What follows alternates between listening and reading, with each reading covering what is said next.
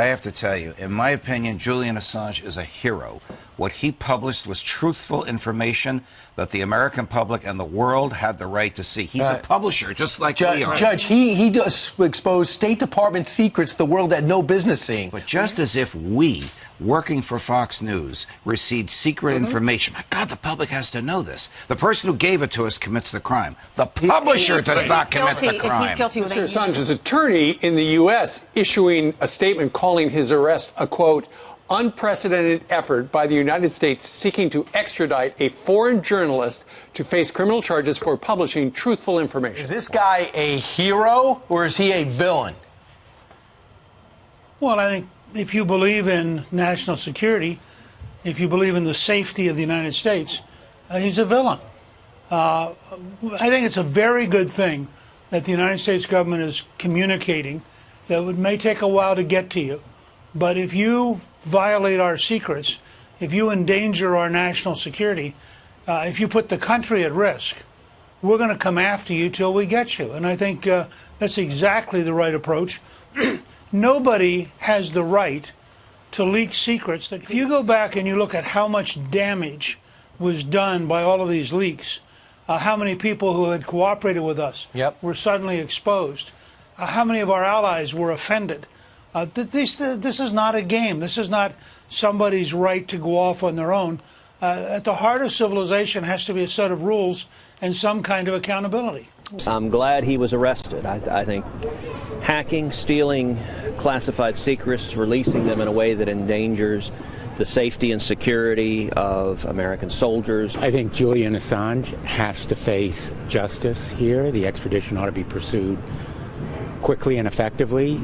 The American people have a right to see him in court facing charges. Put a sock in it.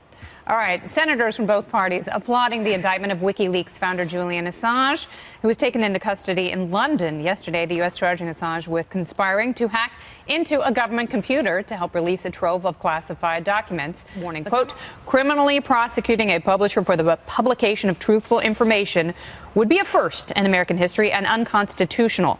While there is no First Amendment right to crack a government password, this indictment characterizes as part of a criminal conspiracy the routine and protected activities journalists often engage in as part of their daily jobs. The First Amendment shield that will be afforded to Julian Assange, I think, will be quite powerful. And you will see many, many powerful lawyers rush to his defense because of the greater ramifications of prosecution if they don't find the hacking. Quickly. When we are handed something and we know about that material and its sourcing as much as we can know, it is our responsibility as journalists then to work with our news managers and leadership to determine what should be released. And oftentimes we will reach out and ask specific classified information, you know, what harm can be done, because our job is to do no harm. And he was arrested by British police. We've today received a warrant and a provisional extradition request from the United States alleging that he has conspired with Chelsea Manning in relation to the materials that were published by WikiLeaks in 2010. This sets a dangerous precedent for all media organisations and journalists in Europe and elsewhere around the world. This precedent means that any journalist can be extradited for prosecution in the United States for having... We've watched what's happened to Julian Assange. Julian Assange is a whistleblower. Look what's happened to whistleblowers in the UK. Look what's happened to whistleblowers everywhere. Whistleblowers need somewhere. So anyone out there with information, with factual information, with credible information, with leaks, with paperwork, with documents, with any information that they wish to expose on corruption, to expose things that are going on within the system, to expose against people. Nick Clegg, maybe, head of communications of Facebook. Anyone from Twitter. Hey, even Nigel Farage. Or ask you if people have information, come forward, the email addresses. Now follow me on this one. Why would a woman, a lawyer no less, one experienced many times over in the ways of Washington, risk placing classified information, our live assets, the placement of satellites, drones, and our most secret plans on an unprotected, non-government, non-capturable server? Why would she violate federal regulations upon which she was schooled just before she became Secretary of State? Not to mention violate federal criminal laws that would put her in jail. She's too smart to do that. Why would she take the time to make the effort to hide, destroy, and delete 33,000 emails?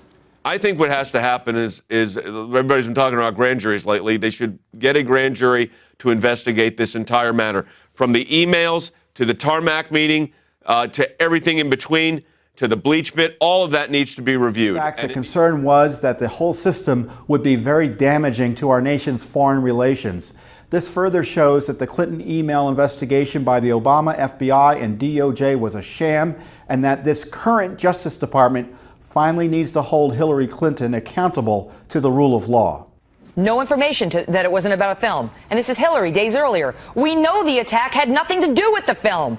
Mark, this is what drives people crazy. It drives them crazy. You know, why not just come out and lay it out? This is what makes people distrust not just these politicians, but Washington, but the administration, but anybody who even raises their hand and testifies under oath, believing you're not being straight with me. We know, not we think, not it might be, we know the attack in Libya had nothing to do with the film. It was a planned attack, not a protest. State Department experts knew the truth. You knew the truth. But that's not what the American people got. And again, the American people want to know why. Why didn't you tell the American people exactly what you told the Egyptian Prime Minister? Seems to me that night you had three options, Secretary. You could tell the truth, like you did with your family, like you did with the Libyan president, like you did with the Egyptian Prime Minister. Tell them it was a terrorist attack. You could say, you know what, we're not quite sure. Don't really know for sure. I don't think the evidence is there. I think it's all in the first one, but you could have done that. But you picked a third option. You picked the video narrative. You picked the one with no evidence, and you did it because Libya was supposed to be, as Mr. Roskin pointed out, this great success story for the Obama White House and the Clinton State Department. Madam Secretary, there was no balance. There was 2 pages out of 270 pages. You talked about a lot of things in there. You talked about a lot of improvements, but it didn't have anything to do with diplomatic security in any material way in that report. You talked about being disappointed, too. I've heard you use that several times. You were disappointed. You read the ARB. Why don't you fire someone? In Kansas, Madam Secretary, I get asked constantly, why has no one been held accountable? How come not a single person lost a single paycheck connected to the fact that we had the first ambassador killed since 1979? How come no one has been held accountable to date? 3 years with this, Sean, when I produced my chart. I remember 13 crimes she committed, and we got up to about 18.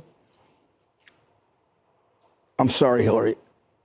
I know you're very disappointed you didn't win, but you're a criminal.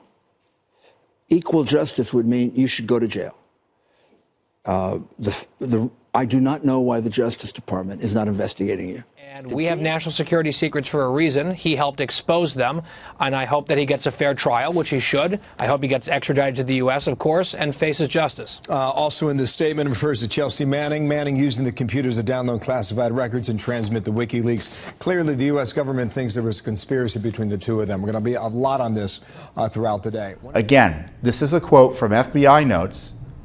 Hillary cover-up operation work ticket archive cleanup. The FBI knew there was a cover-up operation related to Hillary Clinton. So here we've got 2 documents demonstrating literally in black and white there was a cover-up operation related to Hillary Clinton's email server. And there have been no prosecutions. If that doesn't tell you the Clinton email investigation by the FBI and Justice Department wasn't a sham, I don't know what will. Am I the reason you get stoned every week now? Build up integrity, got you texting, emailing me, wanting me to feel with you. Baby, just face reality, move on. Sometimes it's hard to face reality.